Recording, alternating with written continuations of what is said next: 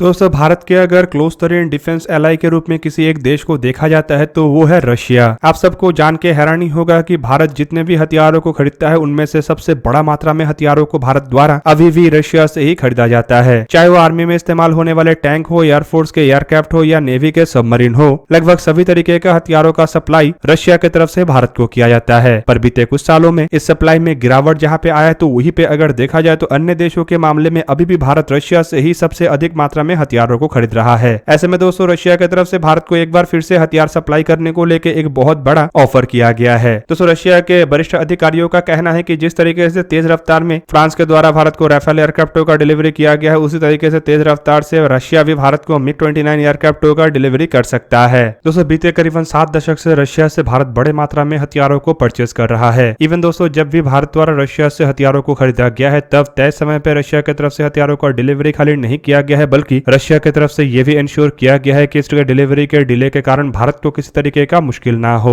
पर रिपोर्ट के मुताबिक जब से रशिया यूक्रेन का लड़ाई शुरू हुआ है तब से हथियारों के डिलीवरी में थोड़ा बहुत मुश्किलें आ रहा है, लेकिन रशिया इसे भी सुधारने का प्रयास कर रहा है। और दोस्तों हाल ही में रिपोर्ट में यह भी जानकारी दिया गया है कि रशिया और इंडिया फिलहाल स्विफ्ट डिलीवरी सिस्टम को लेकर क्लोजली वर्क कर रहा है और इंश्योर कर रहा है कि किसी भी तरीके के डिलीवरी में असुविधाएं ना हो। और दोस्तों हाल ही में आर्मी 2022 इंटरनेशनल आर्म शो में रशिया के जो federal service for military technical cooperation के हेड है मतलब दिमित्री सोयगव की तरफ से तास न्यूज को जानकारी दिया गया है कि इंडिया और रशिया के बीच में जो जॉइंट मिलिट्री टेक्निकल कोऑपरेशन के प्रोजेक्ट है उसे इंप्लीमेंटिंग किया जा रहा है ताकि Igla S man portable air defence system और MiG-29 UPG जैसे फाइटर एयरक्राफ्टों के डिलीवरी को और आसान बनाया जा सके। हालांकि दोस्तों उनके तरफ से तास न्यूज को इंटरव्यू देते हुए जिन बातों का खुलासा किया गया है उनमें कई तरीके के अन्य प्रोजेक्टों का भी जिक्र किया गया है और उनका कहना है कि दोनों देशों के जो बायलैटरल कोऑपरेशन है और अन्य कई तरीके के मिलिट्री डील है वो फिलहाल अप्रूवल के अलग अलग स्टेज में है। दोस्तों सर्गेई शोइगु की तरफ से जिक्र किया हुआ हथियारों में KA-2260 हेलीकॉप्टरों का भी जिक्र था और उनका ये कहना था कि भारत में इसे प्रोड्यूस करने को लेकर भारत के साथ बातचीत चल रहा है, जबकि इसके अलावा Igla S man portable air defence system का भी जिक्र किया गया है और उनका कहना है कि इससे भी भारत में लाइसेंसली प्रोड्यूस कैसे किया जाए उसे लेकर चर्चा चल रहा है। हालांकि उनका यह भी कहना है कि भारत के साथ रशिया फिलहाल एडिशनल सुखोई 30 MKI एयरक्राफ्टों के सप्लाई को लेकर भी चर्चा कर रहा है और इन एयरक्राफ्टों को भारत में किट सप्लाई के तहत हिंदुस्तान एरोनॉटिक्स लिमिटेड में निर्माण किया जाना है। दूसरी तरफ MiG-29 UPG एयरक्राफ्टों को लेकर भी उनका जिक्र किया गया और उनका कहना है कि भारत के साथ चर्चा चल रहा है, लेकिन दोस्तों अगर मीडिया रिपोर्टों को माने तो आपके जानकारी के लिए बता दूं कि भारत फिलहाल इसे एक तरीके से होल्ड करके रखा हुआ है और खबर ये भी आया था कि इंडियन एयरफोर्स की तरफ से अपने MiG-29 एयरक्राफ्टों को साल 2027 से रिटायर किया जाना है। ऐसे में शायद भारत MiG-29 एयरक्राफ्टों को ना खरीदे। पर इन हथियारों के अलावा MiG-35 एयरक्राफ्टों का ऑफर का भी जिक्र किया गया और दूसरी तरफ KA-31 हेलीकॉप्टरों का भी जिक्र किया गया और आपके जानकारी के लिए बता दूं कि KA-31 हेलीकॉप्टरों को भी भारत की तरफ से खरीदने का बात उठाया गया था, लेकिन ये भी एक तरीके से डिले चल रहा है। हालांकि दोस्तों इस तरीके के बातों का खुलासा तब किया गया जब रोसावरण एक्सपोर्ट के CEO की तरफ से हाल ही में ही जानकारी दिया गया है कि भारत को बाकी के बचे S-400 मिसाइल डिफेंस सिस्टमों का डिलीवरी साल 2023 के अंत तक कर दिया जाएगा। इंडिया की तरफ से ऑलरेडी साल 2021 के नवंबर महीने में पहला S-400 सिस्टमों को हासिल किया गया है, जबकि दूसरे सिस्टम की डिलीवरी का तैयारी किया जा रहा है। दोस्तों भारत और रशिया के डिफेंस डीलों में हमेशा से ही डिलीवरी का एक इशू रहता है और इसमें इसे डिले करने के पीछे कई तरीके के बाहरी फैक्टर भी रहता है, जिसमें अमेरिका के फैक्टर भी शामिल है। और आपके जानकारी के लिए बता दूं कि अमेरिका हमेशा से ही प्रयास में रहता है कि किस तरीके से भारत और रशिया के डिफेंस डीलों को डिले किया जाए या फिर रद्द किया जा सके। हालांकि स्विफ्ट डिलीवरी के जो मैकेनिज्म का बात किया जा रहा है वो भारत के लिए अति आवश्यक है, क्योंकि जिस तरीके से चाइना और पाकिस्तान जैसे देशों के साथ भारत के टेंशन रहता है, ऐसे में स्विफ्ट डिलीवरी होने पे इंडियन आर्म फोर्सेस को अधिक सुविधा होगा।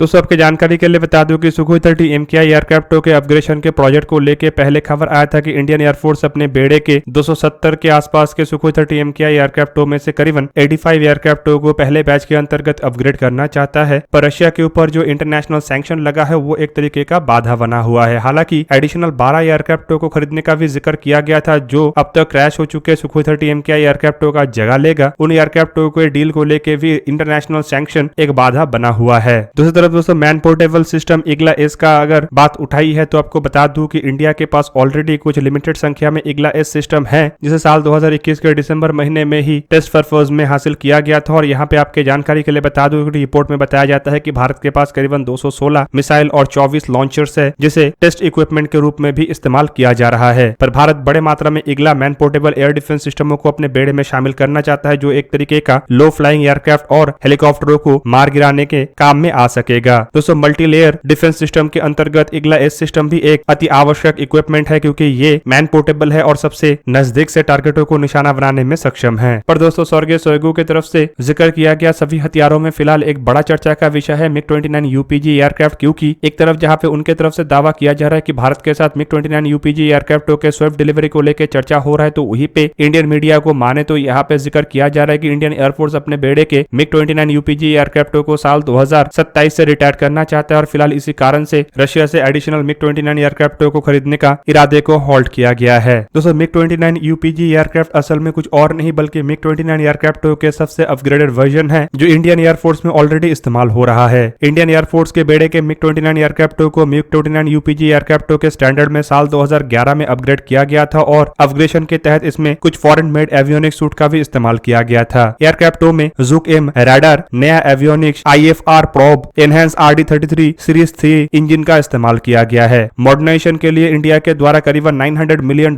खर्चा किया गया था और इसके तहत 69 एयरक्राफ्टों को अपग्रेड किया गया था। दोस्तों एयरक्राफ्टों को टोटल 2 RD-33 सीरीज 3 इंजनों के द्वारा पावर दिया जाता है, जिन इंजनों को पहले के इंजनों के मुकाबले में अधिक सर्विस लाइफ वाले इंजन के रूप में भी देखा जा रहा है। दोस्तों MiG-29 यूपीजी एयरक्राफ्ट को दुनिया में सबसे बेहतरीन थ्रस्ट टू वेट रेशियो वाले एयरक्राफ्ट के रूप में गिना जाता है और ये जो एयरक्राफ्ट है ये इस वजह से एक तरीके से वर्टिकल टेक ऑफ भी कर सकता है, मतलब उड़ान भरने के बाद तुरंत ही ऊपर की तरफ जा सकता है और इस कारण से इन एयरक्राफ्टों को सबसे बेहतरीन इंटरसेप्टर और डॉग फाइट एयरक्राफ्ट के रूप में भी देखा जाता है। MiG-29 यूपीजी एयरक्राफ्ट करीबन 2400 किलोमीटर पर आवर की रफ्तार से 330 मीटर पर सेकंड के रेट ऑफ क्लाइंब के तहत ऊपर की तरफ चढ़ सकता है। हालांकि दोस्तों अगर एयरक्राफ्ट के एयरफ्रेम को देखा जाए तो ये पुराना हो सकता है, लेकिन एयरक्राफ्ट को जिस तरीके से मॉडर्नाइज किया गया है ये किसी भी मॉडर्न एयरक्राफ्ट के बराबर में है। एयरक्राफ्ट में OLS UEM सिस्टम का इस्तेमाल किया गया है, जो MiG-29 एयरक्राफ्टों को infrared search and tracking system के जैसे कैपेबिलिटी देता है और एयर टू एयर बैटल में एयरक्राफ्ट को अन्य एयरक्राफ्टों के मुकाबले में आगे रखता है। और दोस्तों ये सिस्टम असल में 320x265 इंफ्रारेड सेंसर्स और 640x480 टीवी कैमरा से लैस है। OLS UEM प्लस 90 डिग्री से लेके माइनस 90 डिग्री के एरिया को कवर कर सकता है, जबकि इसके ऊपर नीचे की तरफ घूमने का क्षमता करीबन प्लस 60 डिग्री से लेके माइनस 15 डिग्री तक है और ये एयरबोर्न टारगेटों को करीबन 15 किलोमीटर से लेके 55 किलोमीटर के डिस्टेंस में ट्रैक कर सकता है। हालांकि दोस्तों आपको जान के हैरानी होगा कि इंडियन एयरफोर्स के डैसॉल्ट एविएशन के राफेल एयरक्राफ्टों के अलावा MiG-29 यूपीजी एयरक्राफ्ट ही केवल मात्र ऐसा एयरक्राफ्ट है जिसमें इलेक्ट्रॉनिक वॉरफेयर सूट का इस्तेमाल किया गया है। और दोस्तों इस तरीके के इलेक्ट्रॉनिक वॉरफेयर सूट का development defence research and development organisation के defence avionics research establishment lab, Israel के एल्सार और इटली के इलेक्ट्रॉनिका कंपनी की तरफ से किया गया है और इसे D-29 EW सूट कहा जाता है, जो MiG-29 यूपीजी एयरक्राफ्टों के लिए ही स्पेशली डिजाइन किया गया था। दोस्तों D-29 इलेक्ट्रॉनिक वॉरफेयर सूट को असल में 5th जनरेशन के active electronical scan array base electronic warfare suit के रूप में भी देखा जाता है, जो इलेक्ट्रॉनिक सपोर्ट मेजर और राडार वार्निंग रिसीवर के साथ साथ इलेक्ट्रॉनिक काउंटर मेजर को भी सपोर्ट करता है। और इसी वजह से कई सारे एक्सपर्टों की तरफ से सुखोई 30 MKI एयरक्राफ्टों के मुकाबले में MiG-29 यूपीजी एयरक्राफ्टों को अधिक कैपेबल एयरक्राफ्ट के रूप में भी गिना जाता है। हालांकि दोस्तों अगर देखा जाए तो जब 21 MiG-29 एयरक्राफ्टों को खरीदने का जिक्र किया गया था तब एक तरीके से इंडियन एयरफोर्स को काफी अधिक मात्रा में एयरक्राफ्टों का आवश्यकता था। इवन ये आवश्यकता अभी भी बरकरार है, क्योंकि इंडियन एयरफोर्स के बेड़े से जल्द कुछ एयरक्राफ्टों को रिटायर किया जाना है, जबकि इन एयरक्राफ्टों के जगह भरने के लिए नया एयरक्राफ्टों को आने में समय लग सकता है। ऐसे में MiG-29 एयरक्राफ्टों को अगर परचेस किया जाता है तो ये उन जगहों को सामयिक रूप में भर सकता है और रशिया की तरफ से भी लगभग अनयूज्ड एयरफ्रेमों का ऑफर किया गया था और उन एयरक्राफ्टों को किफायती लागत में भारत के सामने ऑफर के तहत रखा गया था। इंडियन एयरफोर्स अपने बेड़े के कुछ पुराने एयरक्राफ्टों में 4 squadron MiG-21, 5 squadron jaguar, 3 squadron MiG-29 UPG, 3 squadron Mirage 2000 जैसे एयरक्राफ्टों को आने वाले समय में रिटायर करना चाहता है। हालांकि इसके बाद इंडियन एयरफोर्स में सुखोई 30 MKI, तेजस और राफेल जैसे एयरक्राफ्ट ही बचा रहेगा, जबकि इन जगहों को भरने के लिए इंडियन एयरफोर्स की तरफ से तेजस मार्क 2, मार्क 1A, AMCA जैसे एयरक्राफ्टों का प्लान बनाया जा रहा है और 114 मल्टी रोल फाइटर एयरक्राफ्टों को भी खरीदने का इरादा रखा जा रहा है। पर आपके जानकारी के लिए बता दूं कि इन सभी प्लानों को इंप्लीमेंट करने के लिए फिलहाल कुछ समय चाहिए। तो दोस्तों ये था आज का वीडियो। अगर आपको वीडियो अच्छा लगा तो लाइक कीजिए और मेरे चैनल को सब्सक्राइब कीजिए और साथ में बना हुआ बेल आइकन को भी प्रेस कर दीजिए ताकि आप मेरा वीडियो देख पाए सबसे पहले। जय हिंद।